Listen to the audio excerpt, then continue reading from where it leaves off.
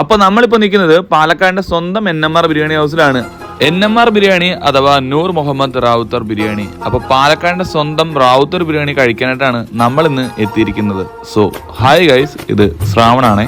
ഏകദേശം 400 വർഷങ്ങൾക്ക് മുമ്പ് ടിപ്പു സുൽത്താന്റെ പരിചാരകരായിട്ട് ട്രിച്ചിയിൽ നിന്നും പാലക്കാടേക്ക് കുടിയേറി പാർത്ത മുസ്ലിം കമ്മ്യൂണിറ്റിയാണ് റാവുത്തേഴ്സ്. റാവുത്തർമാര് അവരുടെ വിശേഷ ദിവസങ്ങളിലും ആഘോഷങ്ങളിലും ഒക്കെ പാചകം ചെയ്തുകൊണ്ടിരുന്ന ഒരു ബിരിയാണിയാണ് പിന്നീട് പാലക്കാടിന്റെ സ്വന്തം റാവുത്തർ ബിരിയാണിയായിട്ട് മാറിയത്.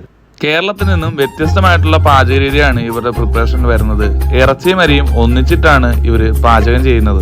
അതുകൊണ്ട് തന്നെ കേരളത്തിലെ മറ്റു ബിരിയാണിയേക്കാൾ ഈ ഒരു ബിരിയാണിക്ക് എരിവിച്ചിരി കൂടുതലായിരിക്കും. നമ്മളിവിടുന്ന് ഏത് ബിരിയാണി കഴിച്ചാലും തമിഴ്നാട് സ്റ്റൈൽ എന്ന രീതിയിൽ അവർ ചിക്കന്റെ ഒരു ഗ്രേവി കൂടി ബിരിയാണിയായിട്ട് കഴിക്കാൻ തരും. ആ ഒരു ഗ്രേവിയും അച്ചാറും ഒക്കെ വെച്ചിട്ടാണ് ഈ ഒരു ബിരിയാണി കഴിക്കേണ്ടത്. ആദ്യം നമ്മൾ ഇവിടുത്തെ ചിക്കൻ ബിരിയാണി ട്രൈ ചെയ്തു. നല്ല സോഫ്റ്റ് ആയിട്ടുള്ള വെൽ കുക്ക്ഡ് ആയിട്ടുള്ള വലിയൊരു ലെഗ് പീസും അതിന്റെ കൂടെ ഒരു കുഞ്ഞു പീസും ഒക്കെ ആയിട്ട് വരുന്ന കിടലൻ ക്വാണ്ടിറ്റിയിൽ വരുന്ന കിടലൻ ബിരിയാണിയാണ് ഒരു ചിക്കൻ ബിരിയാണി. അതിനുശേഷം നമ്മൾ ഇവിടുത്തെ ബീഫ് ബിരിയാണി കൂടെ ട്രൈ ചെയ്തു.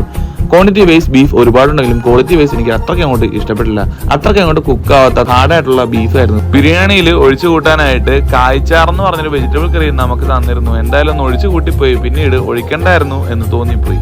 ലാസ്റ്റ് ആയിട്ട് നമ്മുടെ തലശ്ശേരി ദം ബിരിയാണി കൂടെ ഒന്ന് ട്രൈ ചെയ്തു. സംഭവം അടിപൊളിയായിട്ടുണ്ടായിരുന്നു.